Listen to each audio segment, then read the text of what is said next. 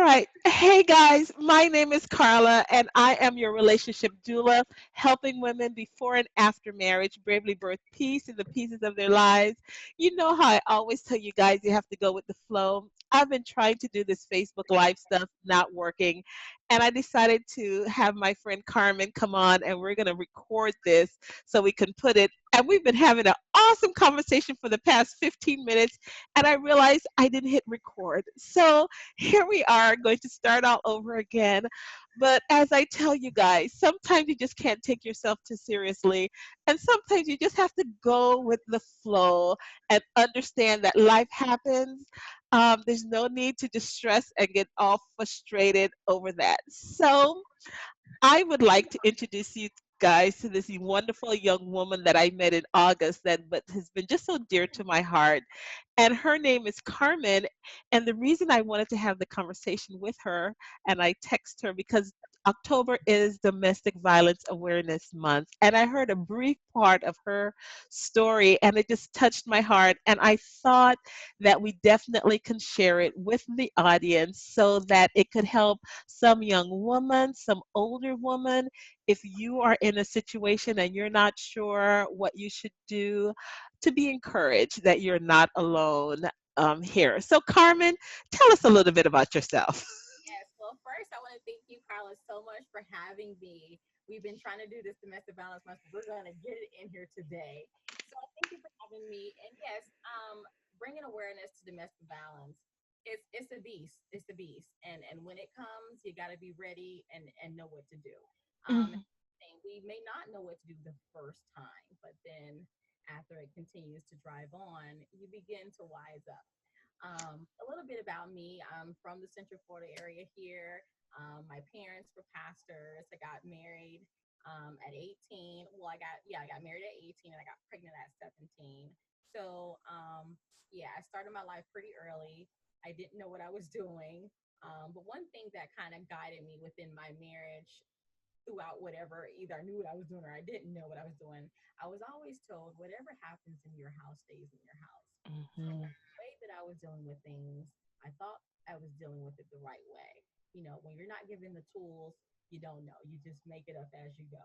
So for And that's so interesting because I know many of us from African American families, I'm not sure for other ethnicities, but it's just like, yes, you just don't air your dirty laundry. You deal with whatever comes your way.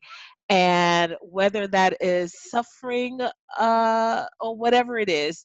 But before we go into that, what, as a young girl, did you ever envision your life or what did you because I wonder sometimes if we have a framework of what we think married life or what our life is going to look like. be honest, at that time, my mindset, if I had to think of what I thought marriage was going to be like, more like a fairy tale, more like Okay. happily ever after. And I kind of was thinking, I'm this church girl and I'm getting married now. I'm free to do whatever I want to do, just free. But I'm telling you, it's more to it than that. And the Okay. leave out, that's the part that needs to be shared. I'm telling you. Certain things you just gonna have to deal with it. And if you're going to deal with it, there are tools and there are guides out there to help you instruct you along the way. And unfortunately, I wasn't given any of those. Yeah. Okay, now Carmen mentioned that she got pregnant at 17 and did you have a choice in marrying the young man or was it just assumed you were going to marry him? When my parents found out, well, first off, who are you pregnant from? And I'm telling them who I'm pregnant from after I lied about it. I mean, I just kept up a lie for that. And then they're like, I know you're pregnant. My mom's like, I know you're pregnant. God spoke to me and said something. So I'm like, I'm not pregnant. And then after a while, my dad asked me, and I just, me being a daddy's girl, and he asked me again. And I'm like, I'm pregnant. And so many emotions are flying. And I don't know what I'm doing. I'm just admitting, I'm pregnant, telling the truth here. And I didn't even know that the moment that I was saying my truth for my child, that was the moment that I was signing myself up for something that I did not give myself permission to sign up for. And Mhm. I had to realize, okay, I am in drive here, even though I may be a young mother, but some of these feelings and some actions that are going on, I'm not feeling comfortable with that. And I like how you say that. I know that it may not it be as common for other people to hear about, but I do understand that in the Christian community, sometimes it was just assumed that you marry whoever you got pregnant by. So even though it could have been just youthful experimentation. And because we didn't want to give birth controls to our young men or young women, their experimentation now caused had a consequence, and so therefore, because we just don't know how to prevent pregnancy in our experimentation now, that's put you in a place where you're having a baby, and as far as they were concerned, you made your bed, you're going to lie in it, kind of a stuff. You said it just right, experimentation. When you're young, you're going through things. And the funny thing about it, my mom actually came to me and told me whenever I'm ready to have sex, let her know. And she'll take me to the doctor and she will get on the proper, birth control. And for some reason, for the life of me, I did not want to express that part of me to her. I just didn't feel comfortable to tell my mom that as a pastor this information. So finally, after I got the guts to tell her, she lets me know, no, you're going to keep your face in the books and you're going to focus on school. And I mean, I was already a 3.7 GPA student. So I mean, I Wow. wasn't, no, but there's other things that still come in hand. And again, my mother just did not have the tools to give me. She just didn't have the tools. I said, because yeah, that happened to so many, and so therefore, I know for the older generation, not your generation, but quite a few of my coaching clients that I deal with are from that generation where they got married because they had to. And many of them were in abusive, mental, some physical, but they stayed in it because they were just told that's just what you do. And so now you have a wave of sometimes women that I coach who have been married 30, 40 years and finally now saying, enough. You know, they're they're getting they're separating, leaving that marriage because they were never fulfilled and loved, and there was mental abuse, physical abuse that they just put up with. So for you now, you have a little one that you're pregnant with now. And did the abuse start right away, or did it kind of just gradually lead into it? The abuse didn't start right away. When we first got married, we stayed with my parents for about a year. Then after that, we moved out, and at that point, I'm pregnant with the second child. The abuse didn't happen at all with the first child because we were living with my parents at the time. So, and that's normally when abuse does start with a relationship, when the abuser has you out of sight of everyone else, and Hmm. the isolation, and that's what happened. So about maybe about 4 or 5 months in my pregnancy, we were going through some arguing. We're standing in the doorway, and then I just experienced him taking my head and beating it against the brick wall. I mean, and when you're expecting and you're going through domestic violence, it can really take so much of a toll on you. I mean, even I've experienced with my 10-year-old now, I have two, 12 and 10, but with my 10-year-old at the time that I was pregnant with, I was even told by the doctor that it was a possibility that he was going to have Down syndrome because of so much abuse that I went through and being malnourished. We were suffering. Being a young couple and being married and being out on your own, you're thinking you're doing it right. And plus, like I said, I was told when you get married, what goes on in your house stays in your house. So I'm just thinking, gosh, is this, how people are supposed to suffer? Is this how it's supposed to be? Even having groceries in the house and just being able to love on one another and talk about it, that we couldn't even do the simplest things. Oh my goodness. My heart just it just teared inside when I just visualize you as a young woman, because you couldn't have been in your 20s yet for that one, and here you are, uh here you are pregnant, and you have being hit your head against the wall, and you are just, I yeah, it's It Yeah. is just, and again, you are not alone because other women have been through that where I'm sure you're having the conversation in your head. Wait a minute, I go to sleep with this person, I'm carrying their child, um, and and we're supposed to care about each other, but yet he's hurting me physically with their, you know. And you mentioned the other thing again, that isolation. You are no longer living with your parents, and so forth. You think we're being adults, but basically living, as you say, barely anything to eat. So you have that issue as well too. And so, oh my goodness, that's a whole lot for a young woman. It's a lot. It's a lot. Domestic violence alone, when you go through it, you're in a state of just you're in shock. And then it's funny because even going through the trauma with my husband at the time, you'll still feel like it's something that you did as an individual to deserve that. At first, I know I can be kind of slippery about my mouth or whatever, but I was thinking, did I say something that was kind of rude or what? Hmm. Begin to think, is it me? And this is just my personality. This is just how I come back. But you to that, whatever the problem is. And it's funny because I want to touch on what you said before about your daughters and all the guys that that they dated throughout time, and just being an observer of their actions and their behavior and their rapport with your daughter, because you want to make sure that you're giving them the tools and how to, hey, no, no, no, no, we don't condone that here. Hey, if you want to do that, you may want to dress it like this way. And not that you're just peeping in and being nosy, but you're giving guidance. And if they choose not to take it, fine. But I tell you what, after you see it so many times, you're just gonna say, no, we're not gonna stand for that here. You're gonna put barriers. And because I like that, because many times for our personalities or who we are, and we all know we have some rough edges, but it doesn't condone or make it okay for abuse. Because just like you said, oh, it could have been my mouth. Many times people say, well, yeah, if you didn't say that to them, maybe they wouldn't smack you. And um, I'm like, since when was it that we weren't able to speak freely to our partner? This is not a child parent relationship where, yes, if I spoke like that to my parent, I may get in trouble, but because we are two adults, I should still be able to say something to you without fear of you smacking or being upset or physically or verbally hurting me. So even when, and I want us to address that, because so often I've heard ministers and others tell women, oh, well, you just don't need to say that to him then. You know that that gets him upset.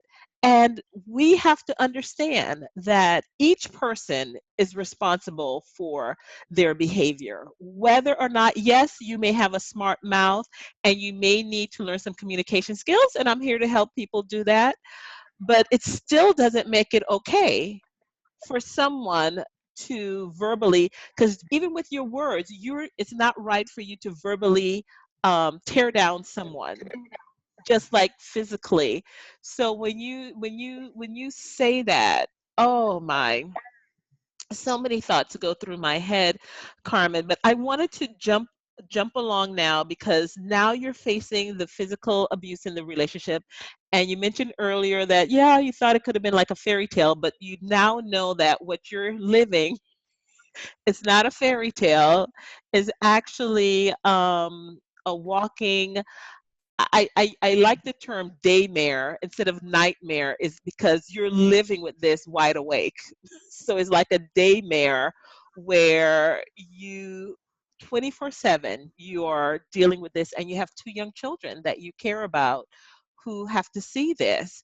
So who or what happened the first time you reached out to someone and let them know what was happening? First time I reached out to someone, actually, it's like help came to me in a sense. So what I mean by that, the same day that he banged my head against the brick wall, maybe about an hour later, about 45 minutes later, I was standing in the kitchen washing some dishes, and I can see we stayed in the front part of the complex, and I can see my parents driving to our apartment. And I was like, oh my God, like help, help, help. And it's like when they got there, I don't know why, but it's like something came over me, and it was like, don't tell. that's your support, that's your spouse. And it was like, wait a minute, I need to tell. And it was like, don't tell. And it's like, wait a minute.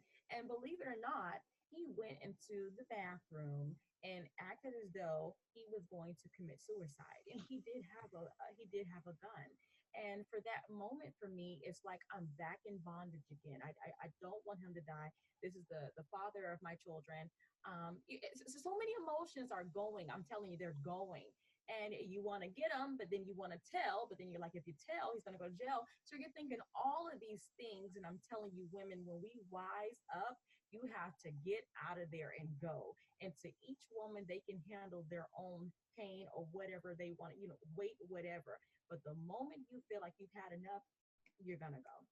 You're Oh, going to go. Carmen, you hit on so many points, and I hope the people listening hear that because it is something that the perpetrator does, and so often because many times as a woman you're a nurturer, you feel guilty for your perpetrator. It's like we're saying, oh, please don't hurt my perpetrator, even though they're hurting us. Something in us is just wired crazy for whatever reason that we now want to protect them because here it is, they're hurting me, but now he's going to say he's going to kill himself, but now he's like, oh, you don't want that death on your consciousness, and they that's how sometimes those perpetrators and that behavior, they keep us in bondage again and complete that vicious cycle because based whether it's your spiritual belief, your Christianity, or whatever, you think, well, oh, you want to save them and make sure they don't um, lose their life. It's a vicious cycle. Oh my gosh, Carmen, to have to do that. So here it is. You're saving your jailer, for lack of a better word.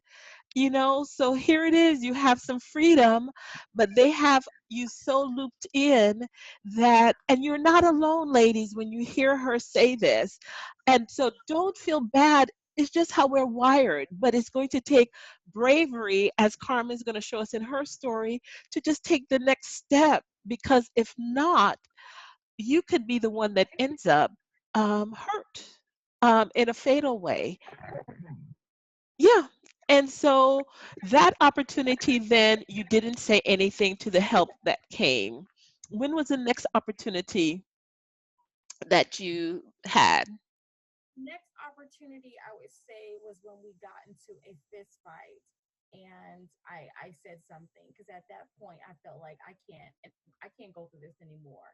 And when I told my mother, she almost made it seem like as if I was joking. And I'm not sure, I've never joked about anything like that before in my life, and I don't know why would she think that, but it kind of came off like, and I guess you just didn't know what to do. But again, I guess, the lesson now is if you don't know what to do, guide them to where they can get some help and they won't still deal with that on their chest. But eventually, the next event that happened, he got a phone call, and it was middle of the night. It was some woman that was calling the phone. And we got into an argument about it. Not even an argument. I told him to call the young lady back if he wanted to save his marriage. And he said he didn't want to call back and he thought it was the wrong number. And I just went in the room and I went to lay down because at this point I'm tired. I'm tired of the crying. I'm tired of it. I know I've thought this thing through methodically, with a lot of emotion still, but I thought it through that I can't do this. If I stay here, I don't even know if I'm going to be mentally sane to even deal with my children themselves. So if you're not going to live for yourself, you're not going to live for your kids. I mean, something got to give. Mm-hmm. So when a relationship has you up at your neck like that and you realize I can't take this anymore. A long Mm-hmm. story short, we got into an argument one evening about the lady calling the lady back. He didn't want to call her back. I went back into bed and laid down. He pretended as though he left out of the house. When he pretended as though he left out of the house, I heard the door close. I have at the time, he was about 2 months old. My newborn, he's about 2 months old now, laying next to me. I hear the door close. He said that he was not going to call the young lady back, but he was going to go see her. He wanted me to argue. He wanted me to, baby, no. He wanted me to, honey, save our marriage. I've cried all I can cry. I don't have any more to give. And at that time, I knew I'm done. And I went back and laid down. He, I don't know if I was in my second round of sleep or just relaxing. And then next thing I know, he attacked me. He Oh jumped my. in the bed. He grabbed my neck and he slung me out of the bed. And he kept taking my head and like banging it on the ground. And as I looked in his eyes at the time, his eyes was a yellowy, reddish, like fiery, milky dewy color. And he was just grinding his teeth. And I'm not sure what devil he was, but he turned into Satan himself, and he wasn't himself. And I'm telling you, when the time comes for you to get away from your abuser, you will go. You'll go. Okay. Oh my goodness. Oh, here you are now with a newborn, 2 months old, and out of your sleep, you just get attacked. So was that the night that you made your escape, or was it some other time? Not after that night. Even with that night, I ended up pulling out a knife on my husband and my family. They did come to get me because when I pulled out the knife on my husband, he was actually a little bit more afraid then because he's never seen me do anything like that. Hmm. So he calls my parents because I attempt to stab him. So at this point, my mother, she's in disbelief. She hears me in the background screaming. She feels, oh, this is disbelief. Like, this can't be my daughter. But when my father heard me reacting that way, he knew, get my daughter. We need to help her. So I go over to their house and I stay there for about 2 weeks or so. And then I come back. We get into another argument or fight or whatever. And my parents, at this point, they were gone on a cruise. And the police was called and they asked my husband to leave and he didn't want to leave. And the officer said that because he put his hands on me and some other stuff that he was going to go to jail. And so the moment that he went to jail, that was the moment that I escaped. And I had to go. Oh, and Carmen made a few points there that I want to address when she said now that she got on the defensive with him and was going to hurt him. Many times, ladies, what happens is the tables turn and eventually you do get upset and you do something. And sometimes the guys that you have, they're so slick. I had a friend that way. He was so slick that when he did it, nothing was ever seen, no bruises. He knew where to hit her, so it wasn't any bruises. But when she did something, it showed, and he called the police, and she ended up going to jail. And everybody couldn't believe all the other stuff because she'd protected his image. Many times, as females, we protect the image of the perpetrator. And so then when the female finally snaps, everyone's like, what's wrong with her? Not realizing what they've been through all of that time that led them to that. So that's a come. I want the women to hear this because many times, Carmen was fortunate, nothing happened, but sometimes it does. But then your children are motherless because of that. So, but the grace of God, nothing happened in Carmen's situation. Her parents were called, but here, here's what happens. You get to your breaking point. You get to your breaking point. You've had enough finally of this person abusing you. And so you react that way. And I want to encourage you, the reaction is to leave to be safe instead of leaving and instead of physically hurting the person because now your children will be fatherless and motherless. And plus, you don't want to leave them with that parent who's the abuser. So, it's just ironic if something happens and they end up staying with the perpetrator all this time, and everybody's like, oh, they were a good father. And we're like, they just don't know. They don't know the hell. I'm telling you, it's a matter of being preventative. If you can be preventative once you see it coming, like you said, you address those things with your daughter's excess behavior.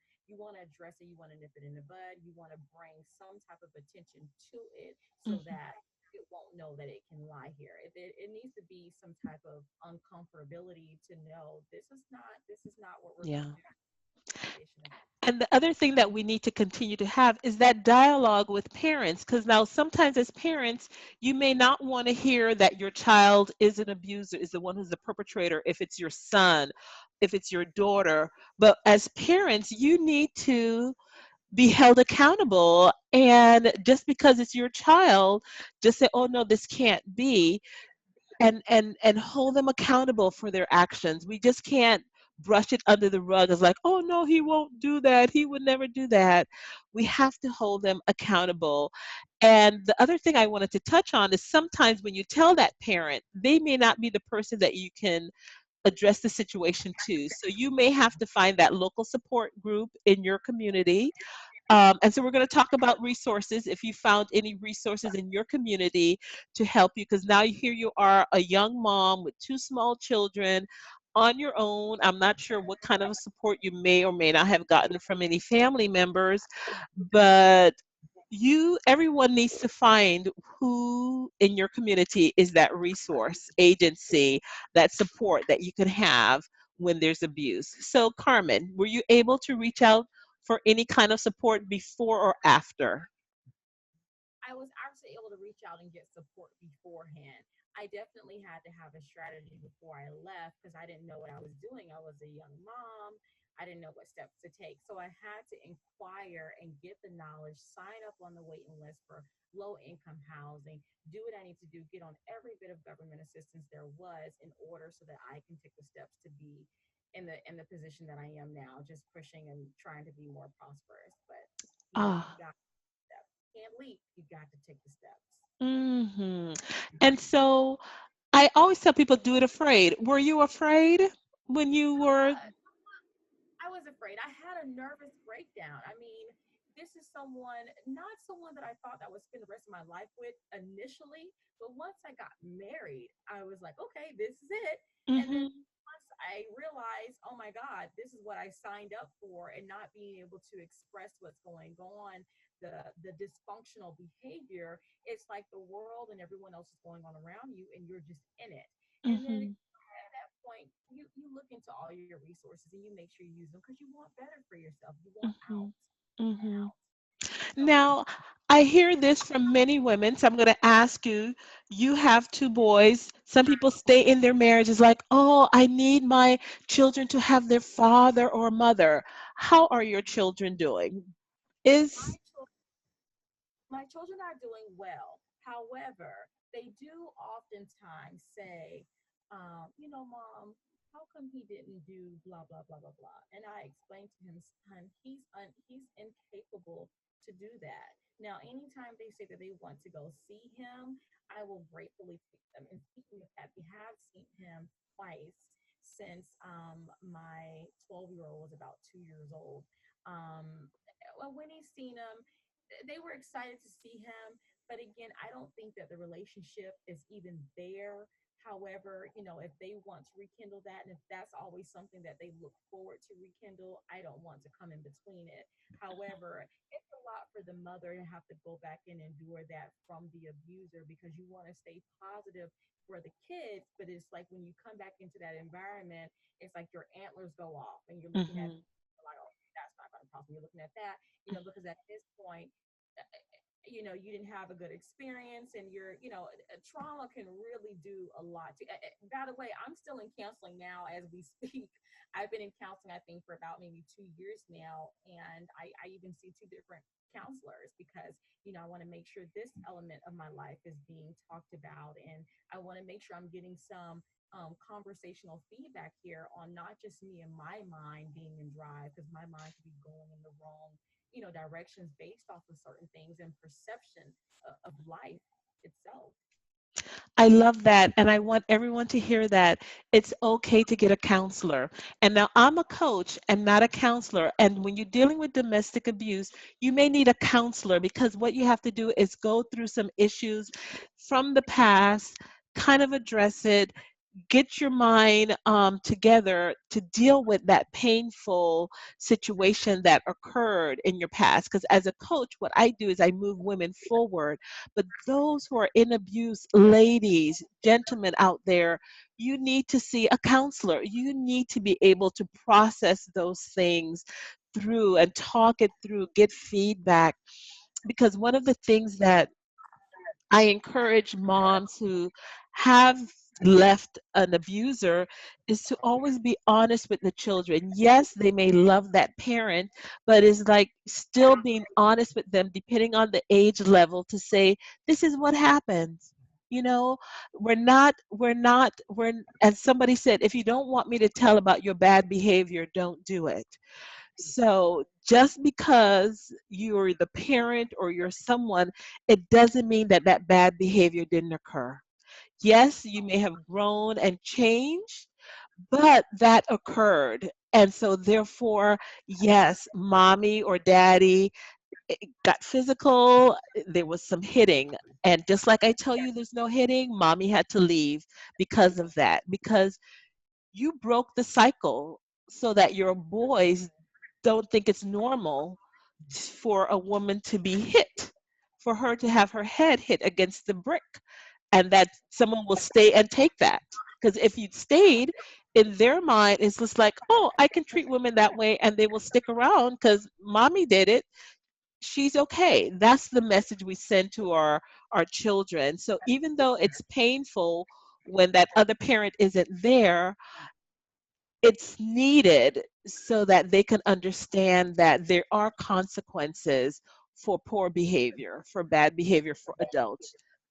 Yes, I want to touch on that. I like that what you said about being truthful and honest with a child. Now, naturally, you don't want to tell them everything in the minutia, but you definitely want to have an open door of authenticity with them because your children can feel emotions just like how you're Yeah, going through that. And you don't want them to bear something that is not necessary. Don't put. I even have to put my kids in counseling because it had an effect. It had an excellent. effect other partner was not there. And if you don't correct it, the dysfunctionality will continue and continue and continue. And I like the fact that you're a coach because a coach is more so of a life term, relationship. And that's so empowering to have a coach. Mhm. So empowering. Oh, because I said, okay, we're going to be winding down, but I've thoroughly enjoyed my conversation with Carmen today. But I want you guys to hear what she said as well too. She said she's getting counseling and her children are getting counseling. So again, children feel emotions that sometimes they can't tell either parent. So if they could have a third party that they can vent their little souls to, and so mommy doesn't have to feel bad that she heard them say, oh, I miss my daddy or I wish he hadn't left. They have a third independent party to share those emotions and feelings with because they're going to have them. And so, therefore, their mom or their parent that's there is not the person to help them process through that. So, if you have children, take a brave step, let them get counseling outside of you because they may need to say some things that you cannot handle, and that's okay. So, I before we wrap up now, I'm trying to remember if I hit all the points that I wanted to do with you, Carmen. But I think we kind of got the the main points there that I want to leave with the audience. She got help. Um, she got counseling. She planned her strategy because sometimes I know it's not easy to just leave on the spur of the moment. It takes strategy. So be it when the person's at work or getting things in position, hoarding some things away, whatever you do, because I know it's not as easy as snapping your fingers. It's like voila. It does take some time to get to that point for making that brave decision to move out there. Any final words you want to share, Carmen? that the decision starts with you before your action even moves into action. It starts with you in just your mental ability to process what is going on at this time. Does this feel right? Does this not feel right? Do I want to do something about it? Once you begin that feeling and you realize I want to take a step forward and I want to do something about this, then you strategize your next plan. You start getting housing, you start looking into childcare to make sure that the children are safe, and you start looking into other educational resources so that you can be better at just being a better mom or be a better whatever paraprofession that you want to go into, just so that you can still meet your fullest potential because there's life after domestic violence. You have to move on, the kids grow up, and I got to be loved, and if that's the wrong person, fine, but you have to move on. Oh, I love how she said that there is life after domestic abuse. Because does that mean that the relationship that you had that was abusive, did that scare you from love? Did it make you say, "Oh, I'll never try loving again"? I know you may have been a little bit more cautious, but Actually, it did. At first, I said, I'm never getting married again. And then I went through that for about maybe about 7 months to a year or so, about 2 years. And after that, I was dating off and on, but I felt like I couldn't quite trust the person all the way. But then again, it was a different type of person. But you have these thoughts, and every from those experiences, that trauma, I will never forget about that. And each way that I move in life, either in a professional field or either in my personal life, I try to make sure that I use some of the tools that I've learned from my past in order how to identify. I definitely don't want to block myself from being a better me in my success or whatever potential that could be coming my way, but I definitely want to use it as a tool and say, okay, this behavior is going to equal negative response. So I don't want to do that because that's going to equal dysfunctionality. So you know, mhm. in this area, move in that area. And you just have to keep looking at every situation like that. Oh my goodness. I think she said it all there. And so I hope for any of you who happen to listen to this, um, that you share what your takeaway is. You know, you can put it down in the comment section what your takeaway is. If you need to find the support system in your area, put it in the comment section. And I would Google and try to find the resources in your area, because there's something there. There's something there for you to reach out and get some support if you are experiencing domestic violence. Now, I know some of you are in international places who listen, and I don't know any resources there, but we can try to see. But I'm talking about definitely for the continent of the United States. They have different ones there. But if you need to just talk to figure out how you can strategize so that you can leave your abusive situation, please feel free to reach out so we can get you the help that you need. So, guys, thank you for all of you who are going to listen to this awesome broadcast. My name is Carla. I'm your relationship doula, helping women before and after marriage bravely birth peace in the pieces of their lives. And my guest today has been Carmen. And so I hope you guys have had a wonderful time and you guys have a good day. Bye, Carmen.